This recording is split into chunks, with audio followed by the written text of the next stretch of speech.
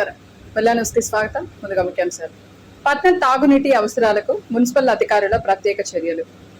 నూర్ బాషా ముస్లిం సంక్షేమ సంఘం ఆధ్వర్యంలో సిరతును నవీన్. వినుకొండ పట్టణ ప్రజల తాగునీటి అవసరాల కోసం మున్సిపల్ అధికారులు ప్రత్యేక చర్యలు చేపట్టడం జరిగిందని మున్సిపల్ కమిషనర్ శివరాం ప్రసాద్ తెలియజేశారు. ఈ సందర్భంగా ఆయన మీడియాతో మాట్లాడుతూ సింగర్ చెరువులో 10 రోజుల పాటు సరిపడా నీరు అందుబాటులో ఉందని మున్సిపల్ కమిషనర్ శివరాం ప్రసాద్ తెలిపారు. ప్రభుత్వ చీఫ్ విప్ వినుకొండ శాసనసభ్యులు జీవి ఆంజనేయులు సలహాలు సూచనల మేరకు దొండపాటు చెరువు నుంచి నీటిని తీసుకువచ్చి సింగర్ చెరువులో నిల్వ ఉంచేందుకు అన్ని ఏర్పాట్లు చేయడం జరిగిందని తెలిపారు. రాబోయే 10 రోజుల పాటు రోజు మార్చి రోజు ముందస్తు సమాచారం ఇచ్చి నీటిని సరఫరా చేయడం జరుగుతుందని అన్నారు. నాగార్జున సాగర్ కుడికాలువ నుంచి ఈ నెల 25వ తేదీలోపు నీరు వచ్చే అవకాశం ఉందని అధికారులు తెలిపారని, అప్పటి వరకు ప్రజలు నీటిని పొదుపుగా వాడుకోవాలని కోరారు. ఎక్కడైనా తాగునీటి ఇబ్బందులు తలెత్తితే వెంటనే మున్సిపల్ ఆఫీస్కు ఫోన్ చేస్తే ఆయా ప్రాంతాలకు తక్షణమే ట్యాంకర్ల ద్వారా నీటిని సరఫరా చేయడం జరుగుతుందని కమిషనర్ శివరాం ప్రసాద్ స్పష్టం చేశారు. స్థానిక శాసనసభ్యులు ప్రభుత్వ చీఫ్ విప్ జీవి ఆంజనేయులు గారి సలహాలు సూచనలతోటి మన సింగర్ చెరువు ఎస్ఎస్ ట్యాంక్ సమ్మర్ స్టోరేజ్ ట్యాంకులో మనకి 800 ఎంఎల్లో ఉన్న కెపాసిటీ ఉన్న చెరువుని మొన్న వచ్చిన వాటర్ దింపడం జరిగింది. ప్రస్తుతానికి ఇంకా 10 రోజులు కూడా మనకు వాటర్ వస్తుంది. ఈలోపు మన శాసనసభ్యులు వారు ఇచ్చిన ఆదేశాల ప్రకారం దొండపాడు చెరువు నుంచి కూడా ఒక కాలువ లాంటి తవ్వుకొచ్చి దొండపాడు చెరువు నుంచి కూడా నీరు అనేది తీసుకొచ్చి సింగరి చెరువు మన సమ్మర్ స్టోరేజ్ ట్యాంకులో నిల్వ ఉంచి అక్కడి నుంచి కూడా నీరు ఇద్దామని ఇవన్నీ కూడా ఏర్పాట్లు చేయడం జరిగింది. దీని ప్రస్తుతానికి నీరుని ఎవరు కూడా వృధా చేయొద్దు. నీరు అది చాలా మనకి జల జీవనానికి జీవనాధారంగా ఉపయోగపడుతుంది. చాలామంది మేము వెళ్ళిన చోట కూడా చెప్తున్నాం, ఆ పంపులు వస్తూ ఉంటే పైన ట్యాంక్ నిండిపోయినా కట్టేయకపోవటం, పంపులు వదిలేసేయటం, పంపుల్ని ఇరిగిపోయిన కూడా పట్టించుకోకుండా ఉండటం, రోడ్లు కడగటం, అనవసరంగా వాటిని వేస్ట్ చేస్తున్నారు, వీధులు కడగటం ఇలాంటివి చేస్తున్నారు. నీరు చాలా ముఖ్యమైనది. 10 రోజులు నీళ్ళు లేకపోతే ఎంత ఇబ్బంది పడతారో అందరికీ తెలుసు. రోజు రోజు ఇచ్చే క్రమంలో కూడా ఒక రోజున విద్యుత్ సరఫరా అంతరాయం జరిగినప్పుడు కానీ, మేము ఇవ్వటం ఆలస్యమైనప్పుడు కానీ, అలాంటప్పుడు మీరు ఎంత ఇబ్బంది పడుతున్నారో ప్రతి ఒక్కరు కూడా అందరికీ తెలుసు. ఎవరైనా ఇబ్బంది పడుతూ ఉంటే మున్సిపల్ ఆఫీస్కి ఫోన్ చేసినట్టయితే ఆ ఏరియా ట్యాంకర్లు కూడా ఇమీడియట్లీగా పంపిస్తూ జరుగుతుంది. రాబోయే రోజుల్లో ఒక 10 రోజులు ఇబ్బందిగా ఉంటుంది కాబట్టి ఇప్పుడు రోజు ఇచ్చేది అవసరమైతే దానికి తగ్గట్టుగా మీ అందరికీ ముందుగానే తెలియపరిచి 1 గంట ఎక్కువసేపు ఇచ్చి మర్నాడు ఆపుకొని మీ అవసరాలకు అనుగుణంగా ఇప్పుడు ఏదైతే క్వాంటిటీలో ఇస్తున్నామో అదే క్వాంటిటీలో మీ అందరికీ కూడా తలకి ఒక్కింటికి 95 లీటర్ల చొప్పున నీటిని సరఫరా చేయడం జరుగుతుంది. ప్రతిరోజు 7.1 KLD మనం MLD లీటర్లు అనేది ఇస్తున్నాం. మనం 100 రోజులు స్టాక్ పెట్టుకుందాం. దీని మీద కూడా పెద్ద ఎత్తున సలహాలు సూచనలు కూడా ఎమ్మెల్యే గారు ఇచ్చారు. వారి ఆలోచన ప్రకారం కూడా దాన్ని చేస్తున్నాం. నాగార్జున సాగర్ కుడి కెనాల్ నుంచి ఈ నెల 25వ తారీఖు లోపు వాటర్ వస్తాయి అని చెప్పి అధికారులు తెలియపరుస్తున్నారు.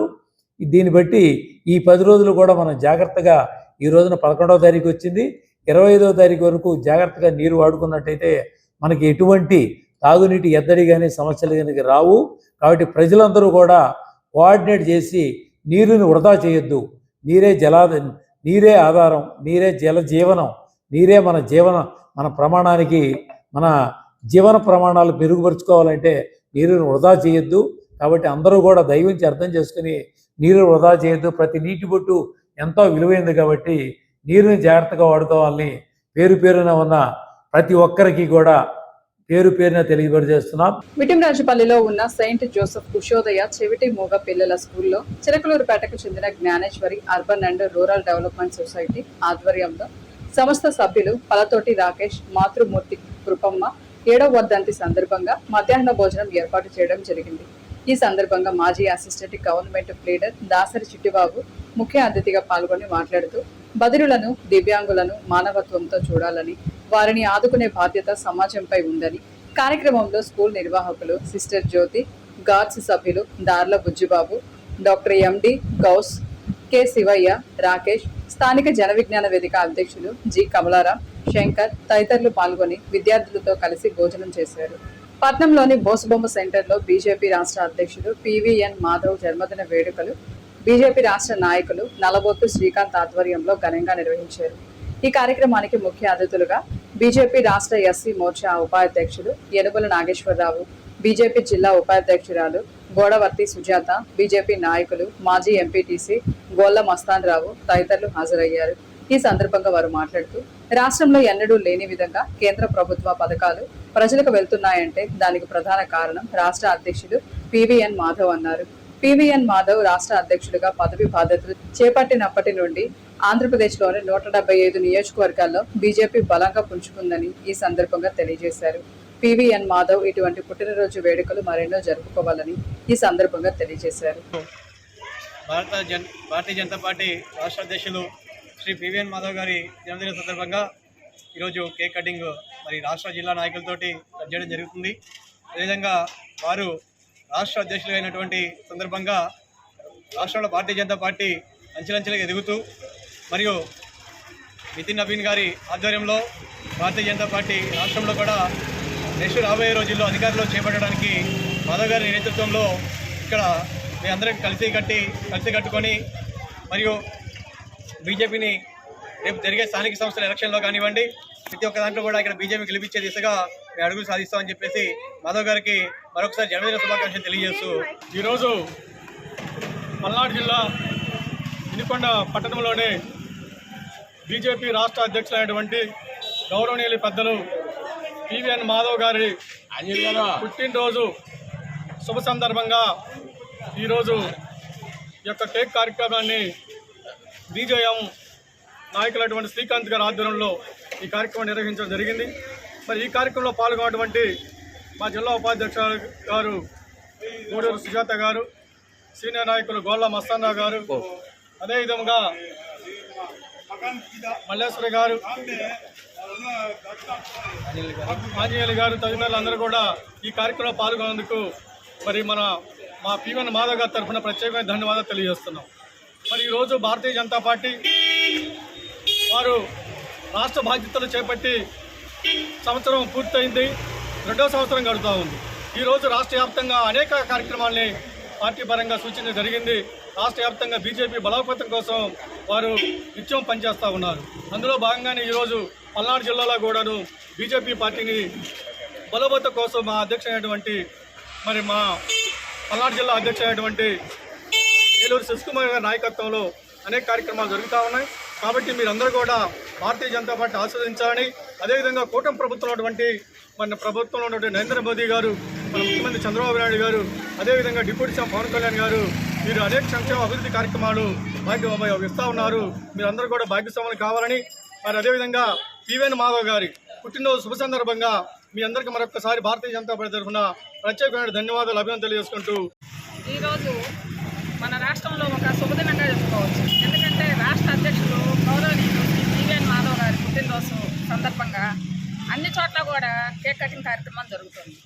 రాష్ట్రంలో బీజేపీ శరవేగంగా దూసుకుపోతుందనడానికి మాధవ్ గారు వచ్చిన తర్వాత చేసేటటువంటి కార్యక్రమాలు, పన్నులు కానీ, మామూలుగా రాష్ట్రానికి తీసుకొస్తున్నటువంటి నిధులు కానీ, కేంద్రం ఇస్తున్నటువంటి నిధులతో కూడా రాష్ట్రంలో బీజేపీ శరవేగంగా దూసుకుపోతుంది. దానికి ఉదాహరణగా మనం వైజాగ్ హబ్బుగా 17,000 కోట్లు పైచిలకు మనకి నిధులు వచ్చినాయి.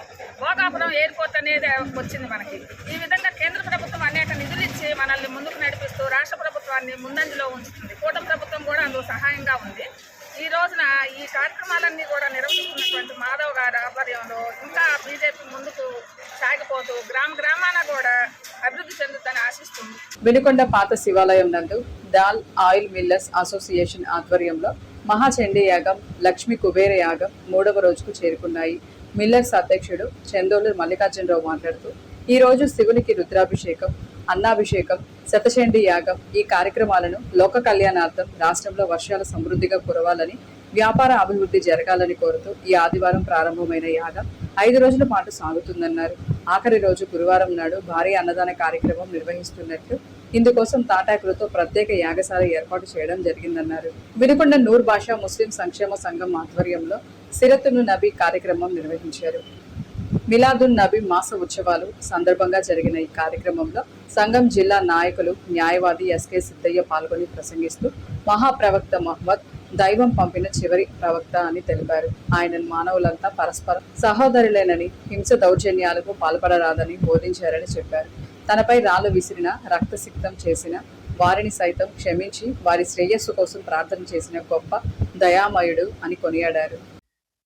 ఈ నెలలో మహమ్మద్ ప్రవక్త గారి జన్మదిన సందర్భంగా వినుకొండ నియోజకవర్గ నూరు భాషా సంఘం ఆధ్వర్యంలో ప్రవక్త యొక్క జన్మదిన వారోత్సవాలు జరపడం జరిగింది.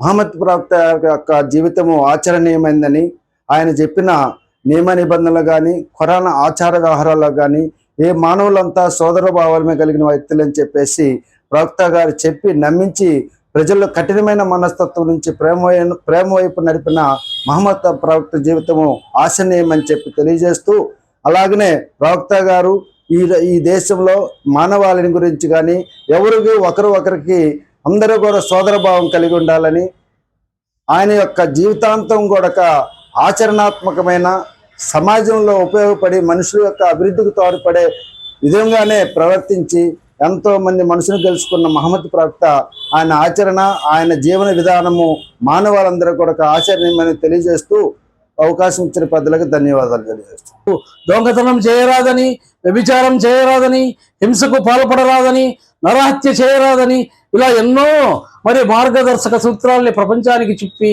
ఆయన ఒక బాటని, శాంతియుతమైనటువంటి బాటను నిర్మించినటువంటి ఒక ప్రగతిశీల భావాలుగా కలిగి ఆయన మానవాళికి దిశానిర్దేశం చేయడం జరిగింది. మానవాళిని దేవుని ఏకత్వం వైపుకు నడిపించినటువంటి ఒక మహోన్నతమైనటువంటి దేవుని ప్రవక్త.